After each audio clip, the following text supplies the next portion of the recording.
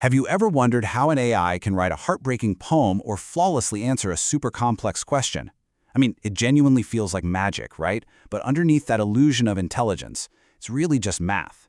So how do algorithms actually understand the meaning behind human words? Well, let's dive right into this explainer on lexical resources and WordNet and look at how we map the web of meaning. We've got to start with a really fascinating problem. See, algorithms only see raw characters. To a computer, the letters D, O, and G, they're just a string of digital shapes. They're basic ASCII characters that carry zero inherent meaning. Honestly, it's no different than a random error code to them. So they absolutely need a way to realize that two distinct words represent a strict biological hierarchy. I mean, how do they know that a dog is a canine, but a canine isn't always a dog? Well, they need a map, a way to translate those empty shapes into actual conceptual understanding. And the solution to this problem, the fundamental answer to how machines grasp our language, is lexical resources. So what exactly is the role of these resources? Basically, they're structured databases. They contain all this crucial linguistic information about words, their definitions, their morphological properties, how words change shape, like just adding an S to make something plural, their syntactic behaviors, and their semantic relationships. Think of them as external knowledge bases. They literally serve as an external brain that gives machines their actual understanding of language semantics. Because without them, AI would just be blindly matching identical letter shapes without knowing a single thing about what they actually mean. Okay, so let's break down exactly how this external brain operates. There are three key roles of lexical resources that let algorithms move beyond that simple character matching and actually reason about what text means. First up, we have semantic mapping. This is just the process of grouping similar ideas, basically resolving different synonyms down to standard, uniform concepts. Next is hierarchical structuring. You can think of this as building a massive family tree of concepts. It allows the machine to navigate taxonomic relationships, so it knows the distinct difference between a really broad category and a highly specific item. And finally, feature generation. This is where the magic literally becomes math. It turns all of this mapped human language into hard numbers and features, things like word frequencies or domain labels, so we can actually go ahead and train machine learning models.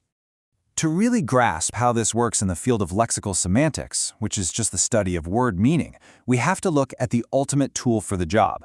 Now, on one hand, you have a traditional dictionary. We all know it. It's just a flat, alphabetical list mapping words to static definitions. Very two-dimensional.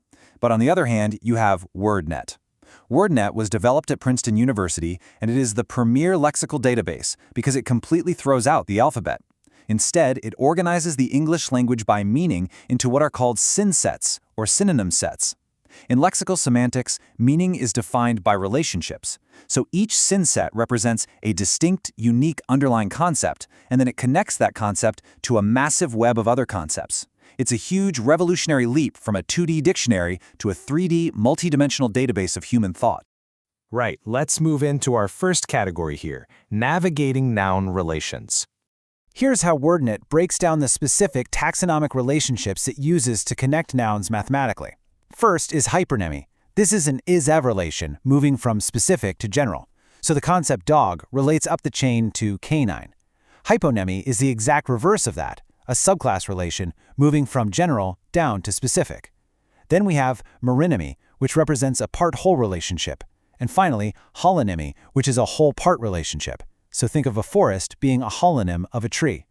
And what's really brilliant about this is that meronymy and holonymy are essentially just two sides of the exact same coin. It just depends entirely on which direction you happen to be looking along the web. By isolating this concrete example right here, we can easily see how WordNet teaches an AI about the physical world. It learns that a wheel is a physical component of a car without ever needing to look at a picture, watch a video, or even touch a real-world object. That relationship is permanently mapped in the database. So this means if you ask an AI to describe a flat tire, it inherently knows the car itself is impaired. Why? Because that meronymic link between the wheel and the car is a permanent fixture in its mechanical brain. Okay, let's step beyond physical objects and look at our next section, linking verbs and adjectives. For verbs, WordNet connects them through strict rules of logic. This categorizes whether an action implies another or simply describes how an action is performed. The first relation is entailment, where performing one action absolutely, necessarily implies the other. There's just no getting around it. The second is troponymy. This one specifies the precise manner of a verb's action. For instance, lisp is a troponymy of speak because it defines the highly specific, nuanced way that the speaking is actually happening. Now, an algorithm obviously doesn't sleep, so how on earth does it know what snoring is? I absolutely love this example because it perfectly captures how a machine learns human logic. By mapping the rule that snore entails sleep, the AI logically grasps that you simply cannot snore if you are not already asleep. It's a foundational rule of our physical reality, but it's coded perfectly as a mathematical link. Finally, for adjectives and adverbs, WordNet groups them to round out our semantic web. It uses antonymy for direct binary opposites, like hot versus cold, and crucially, it uses similarity to link near synonyms within adjective clusters. So instead of just knowing hot and cold, it groups warm, hot, and boiling all together.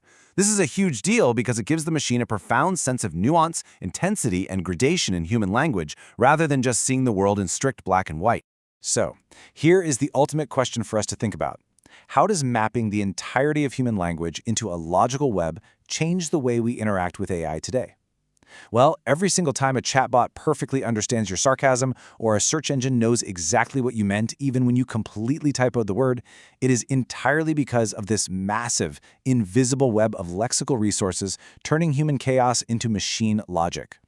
They give strict mathematical structure to our thoughts, so if we can map the complexities of human language into a database, what part of the human experience do you think they'll map next?